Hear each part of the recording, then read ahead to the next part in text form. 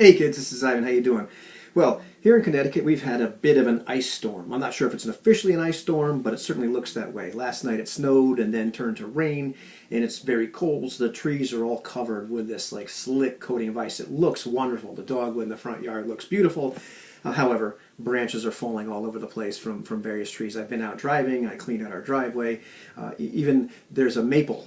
Norway maple that one of the branches is just overhanging one of our cars, and so I moved the car over as far as possible because it lost a branch cut a few years ago. It trashed one car and landed on my Jeep and didn't destroy it, but I think I made a video about trolls, ogres and big things, I think, years ago. That's when that happened.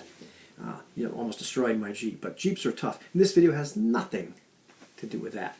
So let's get going. I was going to make a different video today, but then something happened which got me thinking, which made me decide to make this video instead. Now, I've been playing in a Mithras game that Anthony's running, and for all intents and purposes, we're kind of playing Raiders of Really. Yeah, we're using Mithras, which is very, very similar. In fact, I have to go pick up a physical copy of that book from the Design Mechanism because I really, really like it. I'm digging the system quite a bit. But so what happens? We're in this tense situation on this boat. There's some guy that's probably a cultist. He's getting a little freaked out. He's already stabbed a cook. Our characters are all there. It's a very tense moment.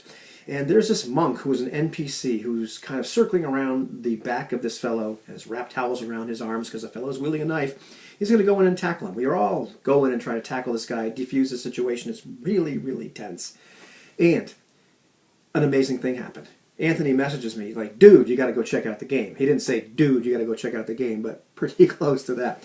So I check out the game this morning, and he narrates what happened because it's play by post, but also he gives the mechanical details about what happened with this particular monk, the good guy, and the bad guy, the knife-wielding madman.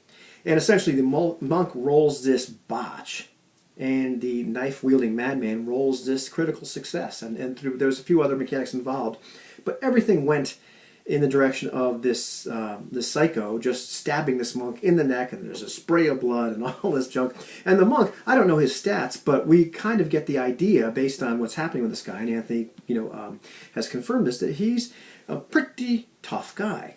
It was just happenstance. It was one of those flukes where one guy botches, one guy rolls a critical success, and the amazing happens. And what I was thinking about, or what that made me think about initially, was I need to do a little bit more of that in my own games. I need to roll some more dice for the non-player characters when they are interacting with each other, because very often what I do, and what a lot of us do, and which isn't necessarily a bad thing, is I use karma to resolve what's going on between the NPCs. And that's just a fancy way of saying that you compare two values. And you look at the monk, in this case, and say, well, he's pretty badass. And this other guy, well, I'm not sure what the stats were, but he certainly wasn't as badass as the monk. And you can say, all right, in a case like this, the monk tackles him. Maybe the monk takes a point of damage, or however the system actually works. But statistically, that's what should happen. So very often, when I'm narrating what goes on with non-player characters, I'll narrate what probably should happen based upon who they are, what their stats are, maybe how important they are in the fiction, all that sort of stuff. And I don't take the time to go ahead and roll dice. One of the things that Anthony's done in this game, which has produced some really wild results, is he hasn't used the GM fiat. Now, GM fiat is not a bad thing. It's just a thing. Make it so. And he has, as a game master, you have the authority. Okay, this is true. But many times he's decided, I'm going to go roll the dice and see what happens. And when he does, just about every time something horrible happens to us, characters get caught on fire, or staircases collapse, and hilarity ensues. In this case, all of a sudden, we're in a real big jam because this guy that was on our side that could really kind of help us out, and probably had more to help us out with than simply that moment, not probably going to die. And Anthony said, well, he's not really dead. And I'm like, yeah, but in RPG terms, he's what I like to call notify the family. It'd be very amazing to see if this guy doesn't die from this knife wound in the neck. We are playing D100. It's a pretty brutal game mechanically.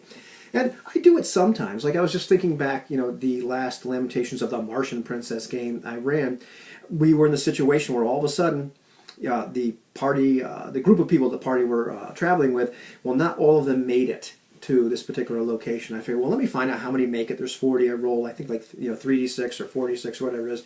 I determined that 16 make it. And then there's various named characters in that group, named NPCs. And rather than just kind of through fiat say, okay, well, this guy at Asper makes it, and Bixby makes it, and whomever makes it. Instead, what I did was I did 50-50 chances. I rolled a die for each one of them and see if they made it or not. See if they were among these group of people.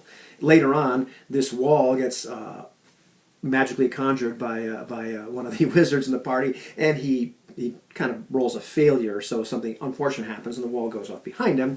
The circumstances are important, but once again, rather than just using kind of fiat, for every player character and for every non-player character that was important, I rolled a die to see what happened, as opposed to simply just saying, okay, we'll make it so. These many people are here and that many people are there. So it's one of those things that I realized as this happened, today, and Anthony said, you're not going to believe what happened. I can't believe what just happened. I realized that I don't do that often enough. I certainly did it last week in The Martian Princess, but there are other times when I run games when I think to myself, it probably would have been interesting to find out what happened. I didn't necessarily have to make it up. And this is something that it's not a thou must always do this or thou must always do that. It's a tool to have in your toolbox. It's a thing that I have to, I've made a commitment to myself to try to remember a little bit more often before I simply declare something is so, based upon karma, based upon comparing values. What would plausibly happen? Maybe I should take out the dice, consult the mechanics of the game. If it doesn't have mechanics that support it, maybe kind of make up a probability on the fly. Go ahead, roll dice, find out what really happens. Because very often these games are full of mechanics that can inform us what happens. There are procedures, and sometimes it makes more sense to go ahead and follow those procedures, even if it takes a little bit more time, because we can be surprised. And when playing to find out is really important to you, as it is to me. Sometimes you want to find out, and you don't necessarily want to make everything up. You want to let the dice decide. What do you think about that?